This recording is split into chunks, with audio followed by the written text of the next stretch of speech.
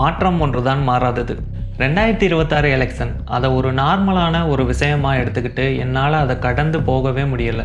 2017 உங்கள் எல்லாருக்குமே ஞாபகம் இருக்கா? அந்த ஸ்ட்ரைக் நடக்கிறப்போ இந்த வீடியோ பார்க்குறதுல பாதி பேர் காலேஜ் ஸ்டூடெண்ட்டாக தான் இருந்திருப்போம். அன்னைக்கு ஒரு நார்மல் ஸ்டூடெண்ட்டாக இருந்த என்னோட மைண்ட் செட் என்னவா இருந்திருக்கும்? இப்படி பண்ணுறதுனால ஏதாவது சேஞ்சஸ் வருமா? ஏன் எல்லாருமே ஒரே விஷயத்தை எங்களுக்கு வேணும் அப்படின்னு நினைக்கிறாங்க? அங்கே போயிட்டு ஸ்ட்ரைக் பண்ணுற வரைக்கும் யாருக்குமே தெரியாது அடுத்த வேலைக்கு நமக்கு சாப்பாடு கிடைக்குமா அப்படின்ட்டு. அப்படி இருக்க நிலைமையில அங்கே இறங்கி போராடுறதுக்கு ஒரே ஒரு காரணம் தானே இருந்துச்சு. இது நம்மளோட பாரம்பரிய விளையாட்டு. இப்படி எல்லாம் ஒரு 1000 விஷயம் நடந்திருக்கும் நம்ம தமிழ்நாட்டுக்குள்ள. இப்போ ஏன்டா இந்த ஒரு விஷயத்தை மட்டும் நீ சொல்ற அப்படின்ட்டு நீங்க நினைக்கலாம். 1000 விஷயங்கள் நடந்திருக்கலாங்க. சின்ன பசங்கள்ல இருந்து பெரியவங்க வரைக்கும் குரல் கொடுத்து வெற்றி எனும் ஒன்று உண்டு எனில் அந்த வெற்றியை நாம் அனைவரும் சேர்ந்து கையில் எடுத்த அழகான நிமிடங்கள் அது. அதுபோல நம்ம எல்லாருமே சேர்ந்து இந்த எலெக்ஷன்ல ஓட் போட்டு ஒரு 90 to 95% வரைக்குமாவது வரும் அப்படின்னு நான் நினச்சிக்கிட்டு இருந்தேன்.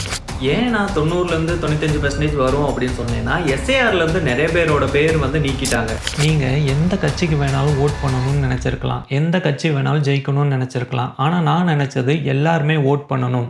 இப்படி ஒரு நாள் எப்போ எந்த வருஷம் திரும்ப வரும்னு நீங்கள் நினைக்கிறீங்க?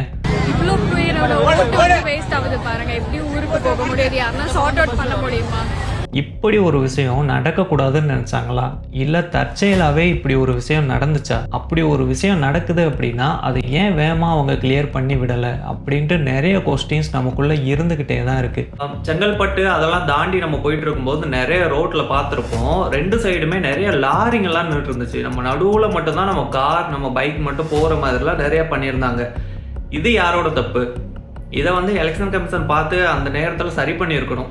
இருக்க எல்லா வேலையும் முடிச்சுட்டு ஓட் போட போகலான்னு பார்த்தா என் ஓட்டை ஆல்ரெடி போட்டாச்சுன்னு சொல்கிறாங்க. என் கையில் இங்கு கூட இல்லை, ப்ரூஃப் எல்லாமே என்கிட்ட இருக்குது. ஆனாலும் என் ஓட்டை ஆல்ரெடி போட்டிருக்காங்க. இந்த வீடியோவில் வரவர் சொல்கிற மாதிரியும் நிறைய பேரோட ஓட்டும் கள்ள ஓட்டாக போடப்பட்டிருக்கு அப்படின்ட்டு நிறைய பேர் சொல்கிறாங்க. இதை பற்றியுமே யாருமே எதுவுமே பேச மாட்டேங்கிறாங்க. ஏன் இந்த விஷயத்தை நான் இப்போ சொல்கிறேன் அப்படின்னா, தீபாவளியாக இருக்கட்டும், பொங்கலாக இருக்கட்டும், ஊருக்கு போயிட்டு செலிப்ரேட் பண்ண முடியாத 1000 பேரில் ஒருத்தனாக தான் நான் இப்போ பேசுகிறேன். இன்னொரு விஷயம் சொல்லியே ஆகணும். சின்ன வயசாக இருக்கும்போது ஏமாத்தாத, பொய் சொல்லாத, யார் எந்த பொருள் கொடுத்தாலும் வாங்காத, ஸ்கூலுக்கு போனால் ஒழுக்கமாக இருக்கணும் அப்படின்ட்டு கேட்டு கேட்டு வளர்கிற நாம் அந்த காலேஜ் லைஃப் முடிஞ்சு வெளியில் ஒரு வேலைக்கு அப்படின்னு நம்ம போகிறப்ப ஃபஸ்ட்டு பார்க்குற விஷயங்கள் என்ன அப்படின்னா, இந்த விஷயங்கள் எல்லாத்துக்குமே ஆப்போசிட்டாக தான் இருக்குது. அப்படி பார்க்கப்படுற விஷயங்கள் கொஞ்ச காலத்திலேயே நாமளும் பண்ண ஆரம்பிச்சிடுறோம். ஏன் இந்த மாதிரி விஷயங்கள்லாம் நம்ம பண்ணுறோம் அப்படின்ட்டு நீங்கள் நினைக்கிறீங்க? ஒரு சில பேர் மட்டுமே மாற்றம் வேணும் அப்படின்ட்டு விரும்புகிறோம். அதில் இருந்து சில பேர் மாற்றம் விரும்பினா மட்டும் கிடைக்காது, களத்தில் இறங்கி பண்ணுனா தான் அந்த மாற்றம் உண்டாகும். இந்த விஷயங்கள் ஃப்யூச்சரில் தொடரும்னு நீங்கள் நினைக்கிறீங்களா? உங்களுக்கு வர கோவங்களை கமெண்டில் சொல்லிட்டு ரிலாக்ஸ் ஆகிட்டு போங்க.